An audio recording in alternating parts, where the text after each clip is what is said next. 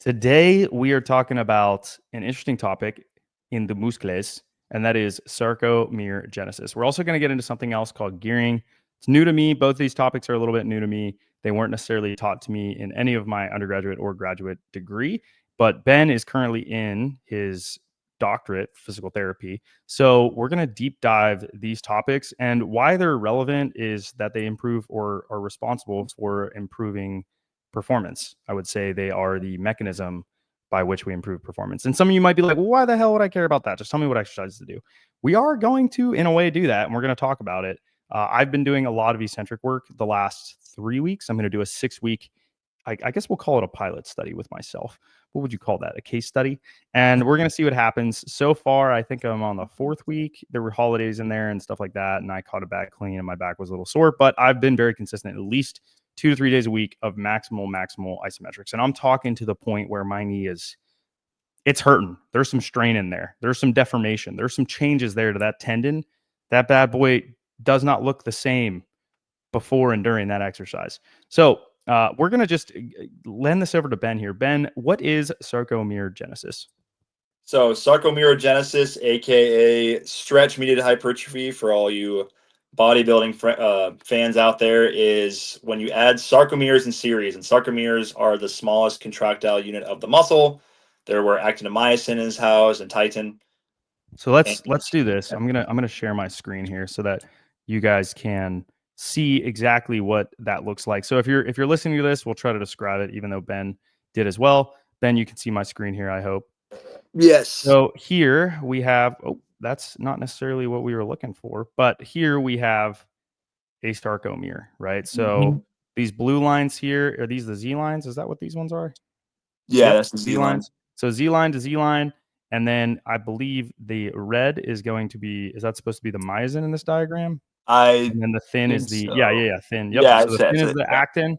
And then the red is supposed to be the thick filament. That's the myosin. And those bind together to basically allow for contraction. So here's another different kind of diagram showing this. And what is happening in sarcomerogenesis, Ben, you are saying, maybe we can type in. You should be able. There should be some good graphs. You can add sarcomeres in parallel, or you can add them in series. There's one I could think of that I.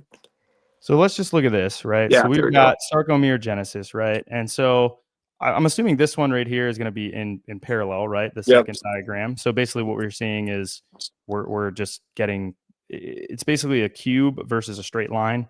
That's more or less what we're looking at. And so which one of these is better for performance, Ben? Making your muscles more like a cube or more like a straight line? They're both good for performance. And why is each good for performance? So adding it in parallel, that is essentially adding more contractile units. That's how you increase your force production, and that also leads to increase in pennation angle. Wait. You're saying in parallel or in series? Parallel.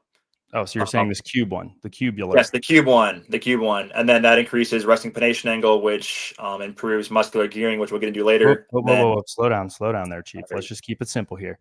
So this is increasing force production. Is that irrespective of time?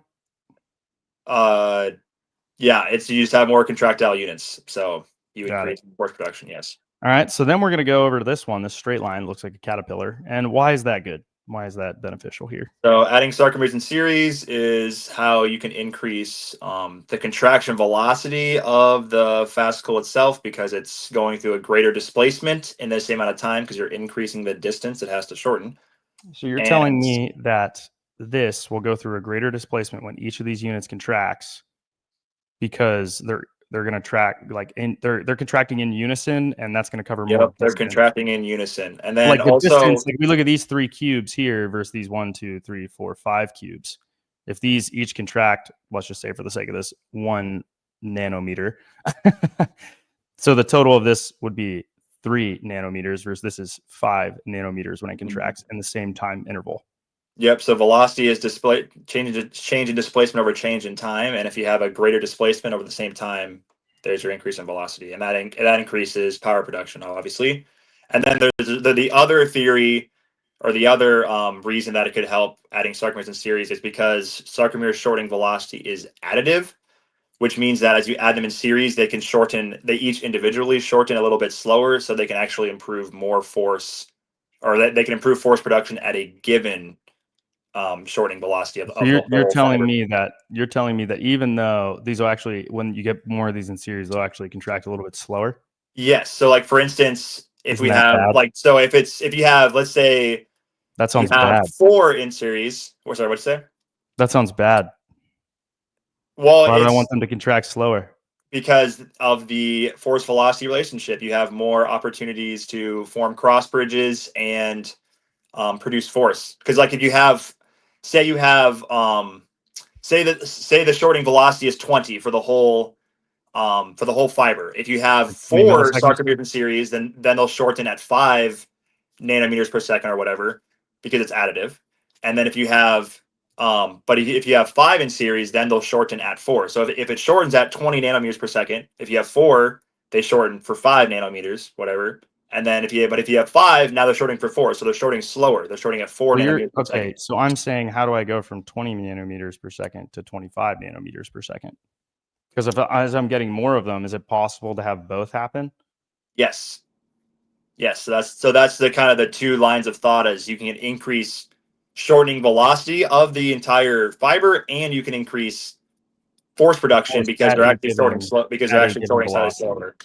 Sorry, what? Cool, cool. At a given velocity, you can, you'll get Yes, more at a force. given velocity. Yep. So either So it's way, like you get either way you 20 slice it, it's meters. improvement. If you got like 4 versus, let's use an example here where it's like 10 versus 100, right, in a row in series. Obviously, the one with 10, you're going to need like, and let's say the shortening velocity was 100 nanometers per second for each of those. You're going to need a lot of change of velocity in the one with only 10 versus the one in 100, Yes. right? Yeah. And so the one with 100 is going to be able to create way more force because they're shortening way slower. And we know that muscles produce a lot more force slowly. Yeah. So I like to use extremes because it tends to make things easier. So There you then go. let's go into parallel. Let's talk about parallel here. What is the benefit of doing this block shapular modular? So the parallel is kind of the traditional myofibrillar addition, adding more sarcomeres for force production. Because you have more sarcomeres that are acting on the tendon and the surrounding connective tissue.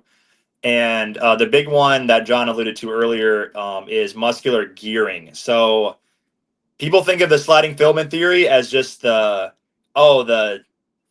myosin and actin are just sliding past one another, but it's actually not a straight line. They shorten and rotate to pull on the tendon.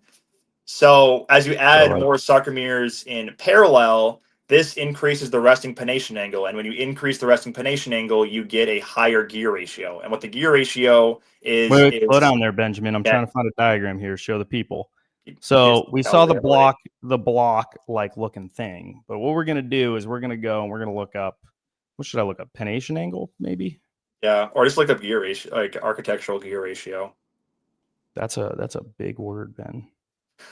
I'm doing this with one hand. Wait, hold on. Architectural? Is that what you said? Architectural gear ratio, I had to put the down my mic. mechanism of contraction. Oh, not a thing. It's not even a thing. What? You heard it here first. Oh, just try like muscle gear ratio. See if that pops up. There should be some graphs that pop up. Ben's making up words, guys. Can you believe that? There we go. There we There go. we go. That's what I want This to is a good see. one. I like this. This is a good one here, right? Does that work? No, not necessarily. How about this one? The one that I like, that one's good. Or go to the one to your left with the right. Nope, middle. Yep, that one. So nope, left, left. Nope, other one. The one with the little lines. Yes, that one. I believe that's the one from the Blazevich study, I think. Cool, And cool. that's the one that I like. So All right, Ben. So here we've got, for those of you listening, we've got these two pieces of paper, and they're linked by these two red blobular things. Those red blobular things are meant to be muscles, and the pieces of paper are meant to be connective tissue. So now we're basically looking at just the distance is changing as the vesicle length changes. Yeah, I mean, kind of go through what's going on here with this little Yep. diagram here. So during high velocity contractions, you have a large change in pronation angle. This allows the whole muscle. So the high velocity contraction, I believe, is the One one on in the the middle. right. Yeah, No, no, it's no. number Low force. Oh, C. you're right. C. Yep, Yep. it's C. Yep. So you can see, so you start with B and then it'll rotate to C. So it's basically almost flat. So that's how the whole muscle can shorten really fast, but the actual fascicles themselves are allowed to shorten slower than the whole muscle, which augments power production, right? Because they're shortening slowly, which means it's their So um, basically, the whole muscle, the whole slab of muscle, is getting squished. It's pulling really tightly together. But when you correct. kind of get into the microscopic level, what you're seeing is these fascicles are actually rotating and shortening just a little bit. But the Yeah, it's kind of whole, like a rowing stroke. it's like the whole is greater than the sum of the parts. The whole muscle is shortening Yeah, so fast and at such a high velocity, but like the sum of the parts is like they're really not yeah. changing that fast. So if you have a gear ratio of like 3 to 1, that means the muscle is shortening fat like 3 times faster than the fascicles themselves, which means that the Cool. fascicles can produce more force and that improves power production. So as you add, and this is related to the resting pronation angle. So the higher resting pronation angle you get, Whoa, which is let's not dive into that yet. catch. Let's I'll wait. isolate that for later. All Okay. right, finish your point here, kid. And well, so during high velocity contractions, you have greater pronation angle changes, and then during lower velocity contractions like a max squat, you would have a little bit less of a pronation angle change. So, i.e., the muscle's not going to go and rotate quite as much. Yeah, because you have a higher because it's a higher force and it's it allows the fibers to act more longitudinally, so it can pull They on the don't need tendon to more rotate. efficiently. They don't need to Yeah, so they don't need to rotate because rotate.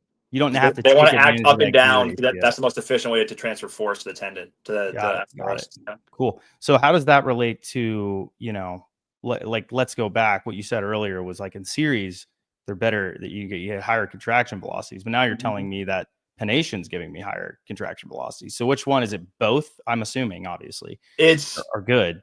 both. So the pennation actually would kind of slow the contraction velocity, but it doesn't change the whole muscle shortening velocity. So it improves force production at a given whole muscle shortening velocity. So that's obvious that improves power, right? Force times velocity.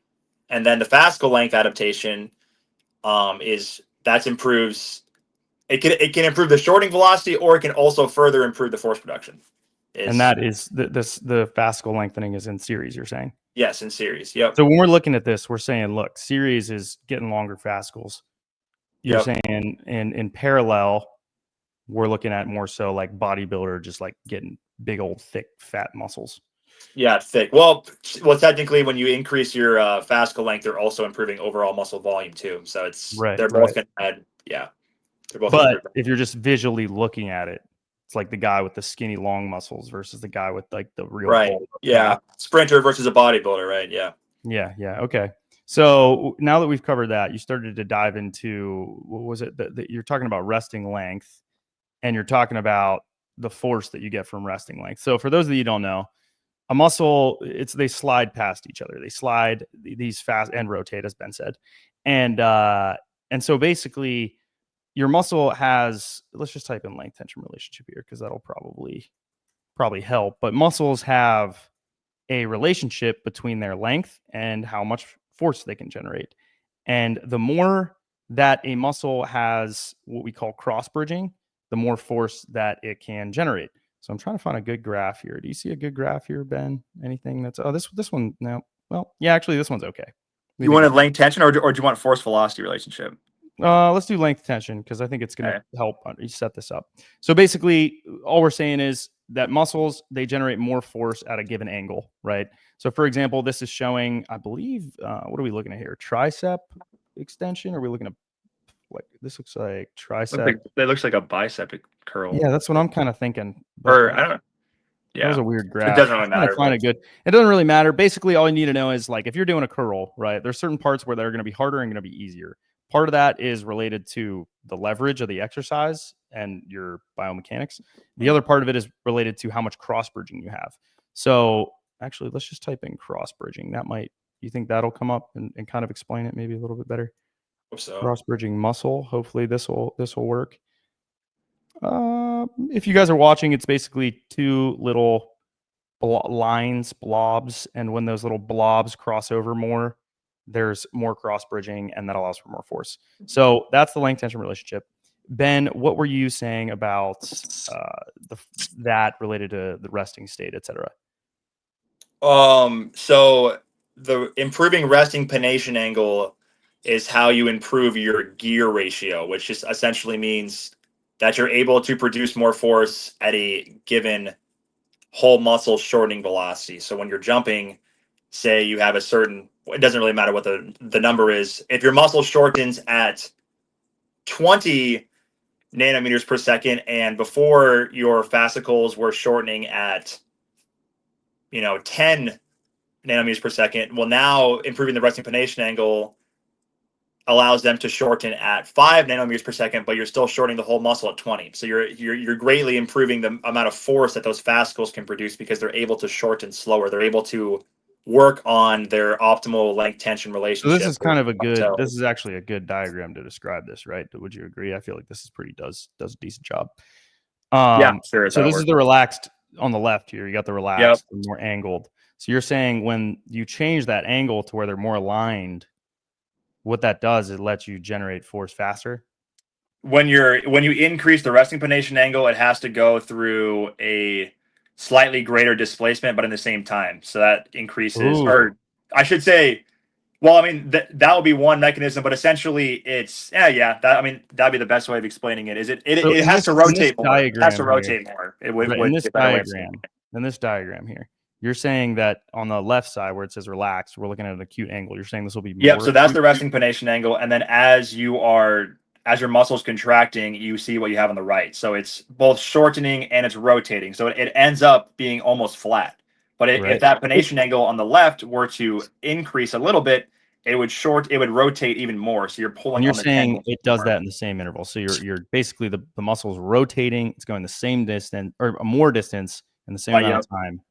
I.e., if I run 120 meters in 10 seconds versus 200 meters in 10 seconds, obviously I'm going to need to run faster to cover the 200 meters. Yeah. So it could either improve the same thing, the muscles covering more distance in the same interval. Yep. So you're saying that this is an adaptation to.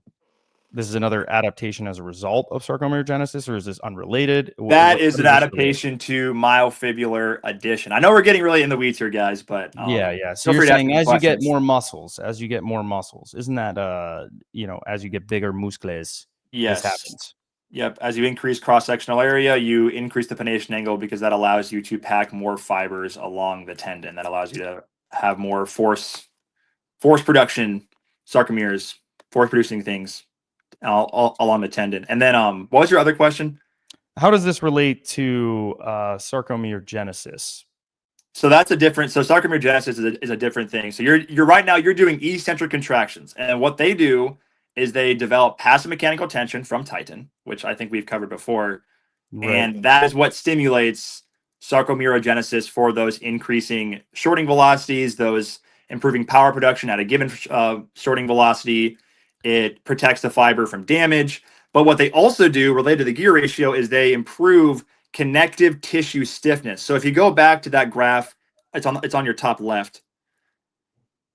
Yep, right to the right, right. You're right. Yep, that one.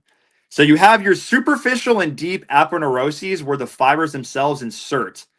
And what eccentric contractions do is they improve the stiffness of these tissues, and it helps to support that gearing process. So what you don't want to happen is you don't want the fibers. There's no budging in the aponeurosis. There's no budging, so you have more efficient force transmission, and it prevents the fibers from bulging in the wrong direction. So when you have a high force contraction, like a max squat, it bulges in the width direction. And when you have a low force, or I should say high velocity contraction, it bulges in the thickness direction. So when you have an increase in connective tissue stiffness, this improves your ability to gear by supporting bulging in the thickness direction. So you're saying these are two different things. You're saying muscle gearing is the explanation of why when muscles get bigger, they also contract faster. Is that what you're saying? Yeah, it's an explanation of why increasing your basically your muscle size can also augment power production. It's not just cool. And then getting you're big and saying slow.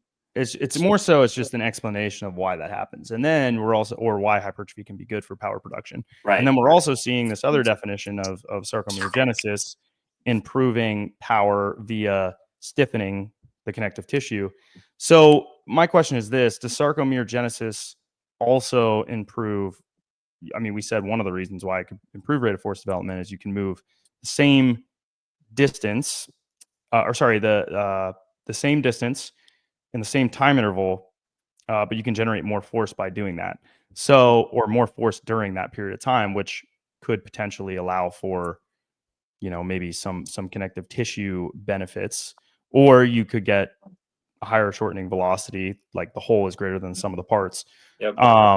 So that's also another mechanism for that happening. So my question is this: we know that force production is augmented via muscle gearing, right? Right. When we have hypertrophy, and we know that sarcomerogenesis could also help in series and in parallel the production of force. So are they not intimately related? Like, I would think that sarcomerogenesis is like deeper down that, like if you're looking at a microscope, it's like you're getting deeper down into that. And then when you're zooming out, it's like, okay, muscle gearing is kind of the result of this more basic science. Is that true? Would you agree with that, or would you say they're not related? I mean, they're related. I think like we were talking about before the podcast, you will get increase in fascicle length initially, and then it kind of will flatten out a little bit, and then from there you'll get that increase in cross-sectional area or pronation angle.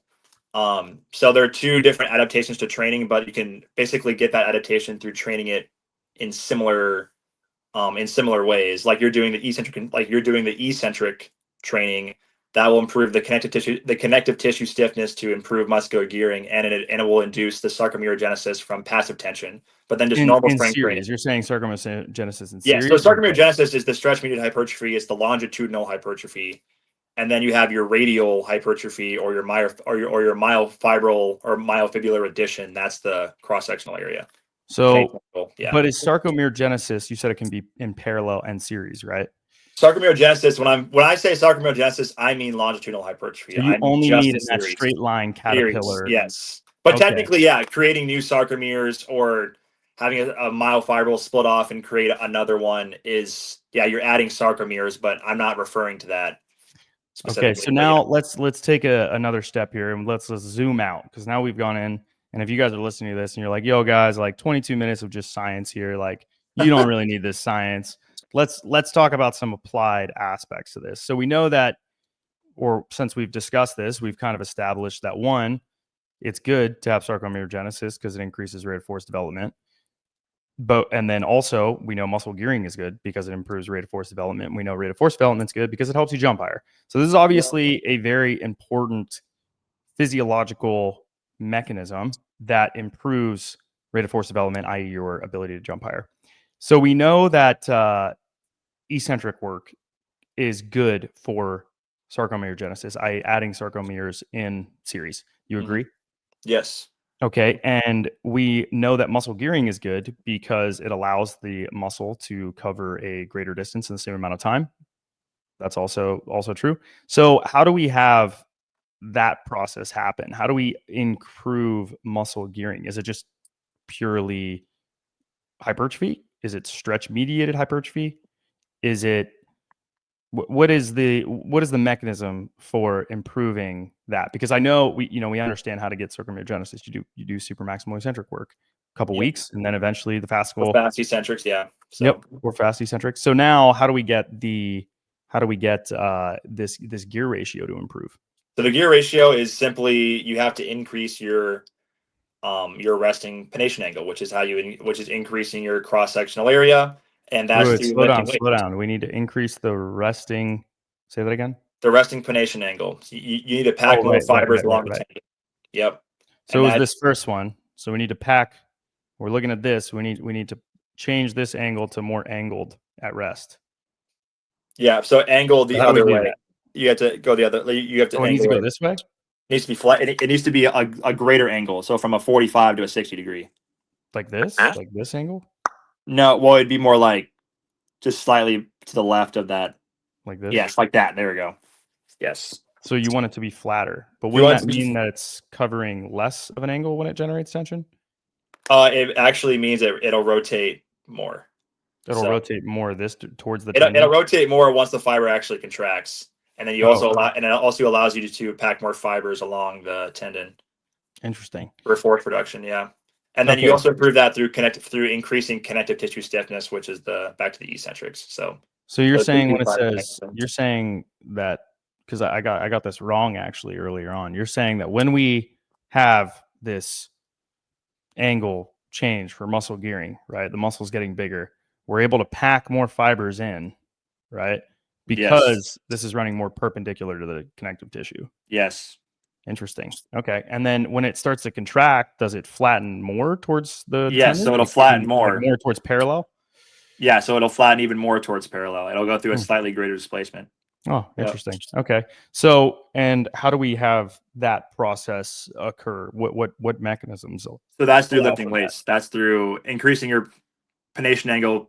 Basically, it occurs concomitantly with increasing cross sectional area, and like that's why we lift weights. That's why lifting weights improves power production. Now, of course, if you don't train powerfully, then your whole muscle shorting velocity will probably decrease. So that's why you have to do it all. Like you have to do all of it. You have to So surf the whole force velocity curve. right. So then when we're looking at this, right, you would say Isaiah's muscle fibers are more parallel to the tendon or to the connective Yes, tissue. so he has quite a bit of cross sectional area in his tissues. Yep. Yeah. So then so it's like, okay, that's one reason. But then also he probably has a lot of sarcomerogenesis. The muscles Yep. are also in series. There's a Mhm. lot of them in series. Okay, so that's and that makes for a bigger muscle as a whole. Overall muscle volume. Yep. Fat freaking quads like he has, them fat old quads. So then let's talk a little bit about how the type of contraction, because you talked about like eccentric, or you talked about muscle gearing and then reverse muscle gearing. So So yeah, what's before the pod, we reverse talked about muscle gearing? reverse muscle gearing. That is a protective mechanism to prevent fascicle lengthening. So during an eccentric contraction, instead of increasing the pronation angle, the fibers decrease their pronation angle and then they lengthen. But this rotation before is there so the fibers don't lengthen, so the sarcomeres don't pop. And then Oh, right. during a concentric contraction, it will increase the pronation angle. So that's So why it's like a concentric pendulum. contractions is what increases the resting pronation angle, whereas eccentrics decrease it. Right during the actual contraction, or are you saying as a result of longitudinal loading or longitudinal? Well, it could be both, but during the actual contraction, that's what's happening. And then Right. also the sarcomerogenesis adding in series, it decreases their resting length, which allows them to which allows the whole muscle to go to a deeper range of motion without the sarcomeres popping. Like it's also a protective Okay, mechanism. so this is interesting. I basically what he's saying, for those of you that I'm going to dumb this down for you the way I understood it. You can imagine the tendon is running like down along your bone, along your femur or whatever, right? And then you got your quad, and your quad will rotate like a pendulum. It'll like fan out one direction, then fan out the other direction. And when it can cover a greater distance in a shorter amount of time, you get more power, i.e., that's why getting bigger muscles is good because it can help that. And then also reverse muscle gearing just means that you're doing the eccentric contraction and there's less of a risk of the muscle tearing. So my question is this, Ben, is there something training wise? Okay, well, actually, let me ask this again. In a stress shortening cycle, do you think that reverse muscle gearing, do you think that maybe we just have this regular muscle gearing in an ideal condition, that maybe the muscle's just isometrically contracted, or you think it reverse gears and then goes the other direction? It's probably a mix of both. You probably get an initial eccentric contraction, which would be the reverse gear. And then that will trigger like all your reflexive mechanisms, like your stretch reflex, and then it'll probably reverse directions and start to fan out and increase. Because whenever the muscle is acting concentrically, like we established, I think you guys talked about that earlier, then now it's going into that, it's increasing its pronation angle. And then once you actually get to the actual concentric contraction, now you're really rotating it because you're speeding up the contraction. So So you're saying in a stretch shortening cycle, that maybe this pennation angle decreases a little bit, i.e. it starts to flatten in the wrong direction, and then it quickly goes the other direction. So do you think the less it flattens towards the wrong direction, because obviously can you go past parallel with this?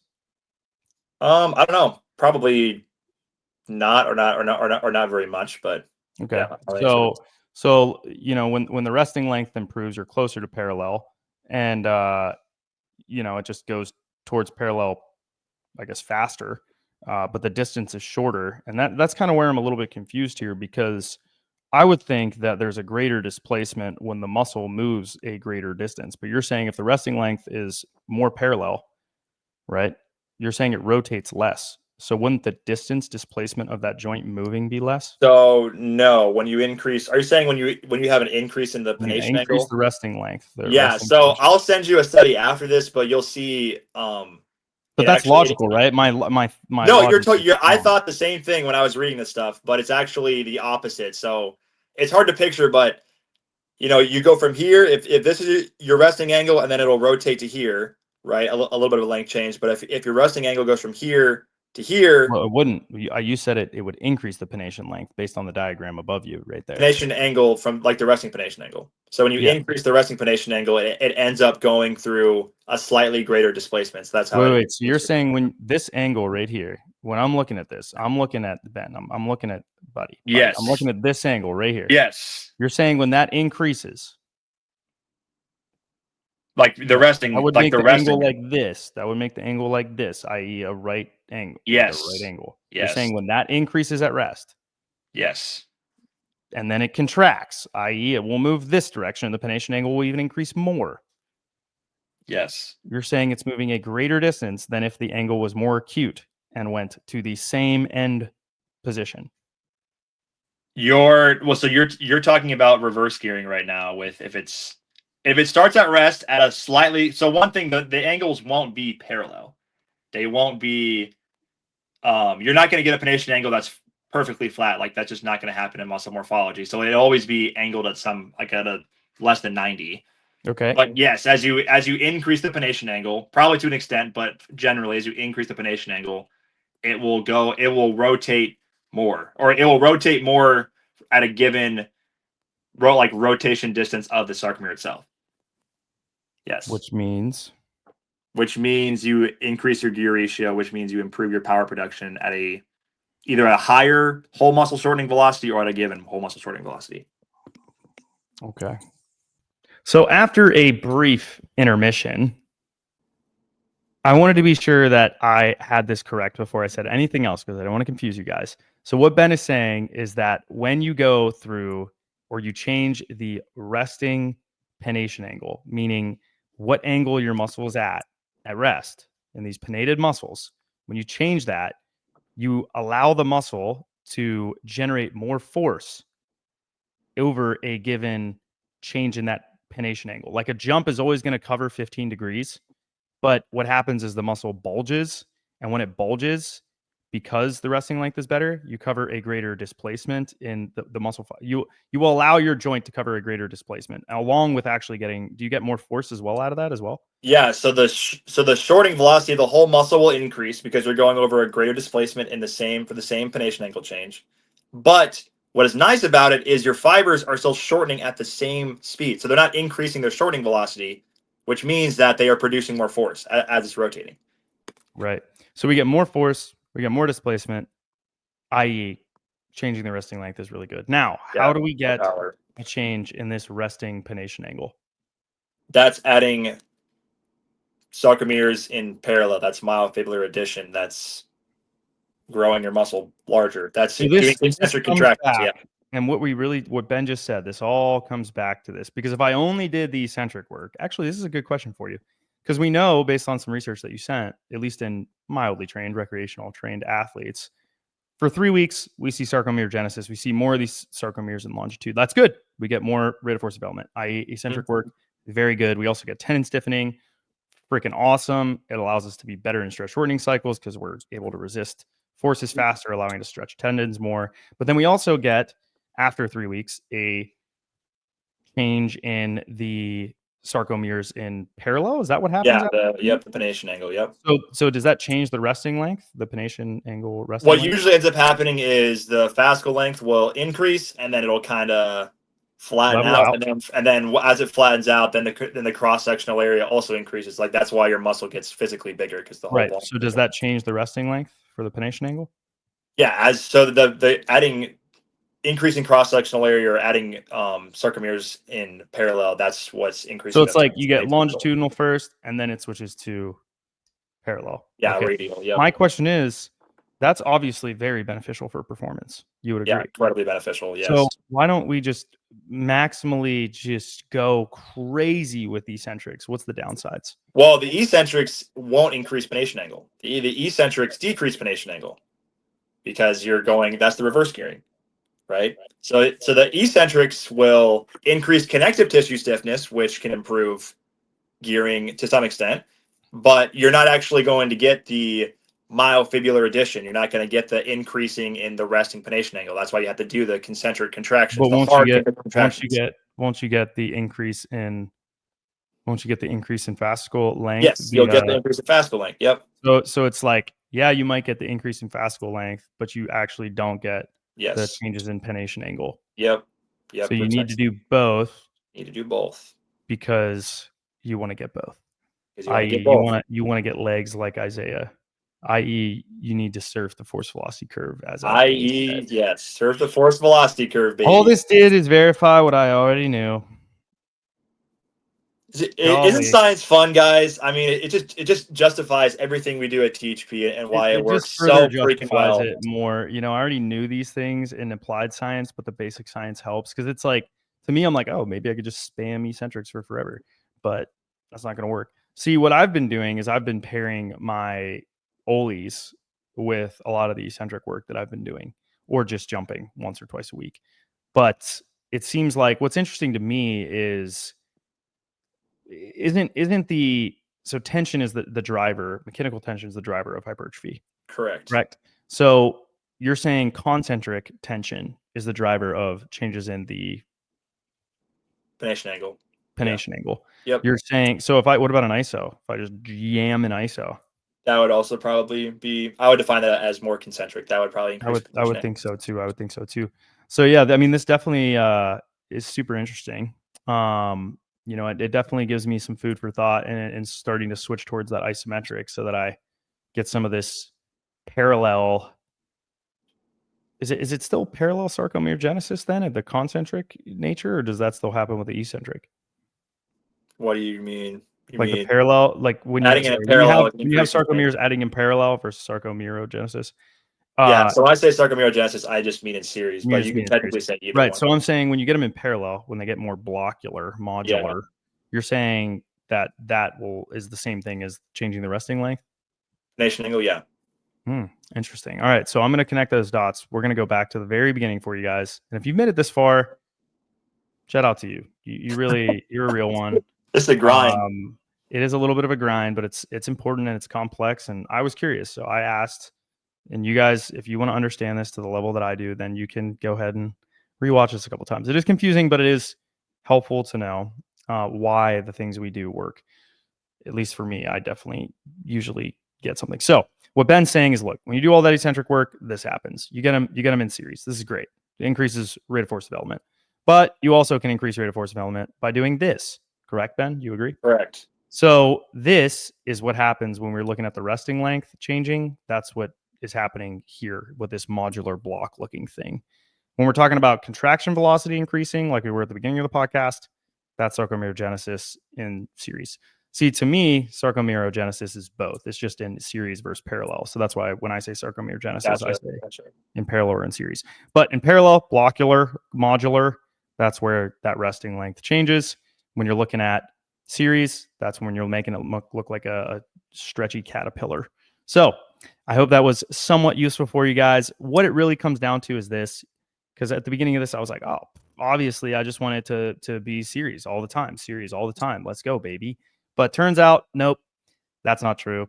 There's a downside to that. When Ben introduced this, I think that it piqued my interest and I fell prey to shiny object syndrome. But alas, good old long conjugate sequence systems prevails. Block periodization prevails. It's more like these are explaining, it's like the basic science. You lean into it too much and start making applied recommendations based on that, you're in trouble.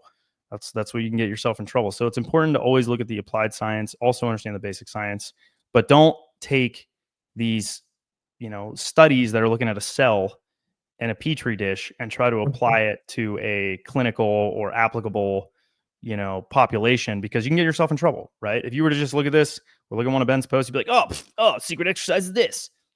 That's dangerous. That's dangerous thinking. We don't want to do that. We need to understand that it's all of these things at different times in different quantities. So, or very varying quantities. Those training laws are still true to this day. So I hope that was helpful for you guys. You want to increase your stiffness. You want to increase your sarcomeres in series. Do some eccentrics. You want to increase your sarcomeres in parallel. You got to do some heavy ass concentric work and some heavy isometric work. And both of those will increase your rate of force development. So that's the video, guys. I hope that helped and this podcast was useful to you. If you are listening to this still and you're like, wow, this is way above my head, I definitely don't understand anything. This is the Dunning-Kruger effect on steroids. You thought you knew what you didn't know. Yeah, well, you don't know what you don't know. Okay. And this is a good example of that. And that's why I love adding Ben to the team. He challenges me. This definitely challenged me to learn. And if you guys are trying to get on my level and you don't understand this, you're in trouble. So try to keep up, boys. Go to THPStrength.com if you want coaching for both of these two smart gents. We do produce. We're not just scientists. We stand behind our product because we'll make you jump higher, and we'll do it by manipulating your physiology and biology. But thank you, Ben, for coming on, and we'll definitely look forward to seeing you next time. Isaiah's in Vegas right now, I think. I'm not sure. Maybe he lands in a little bit here. We'll see. But yeah, we'll talk to you guys soon and see you tomorrow. Bye, boys.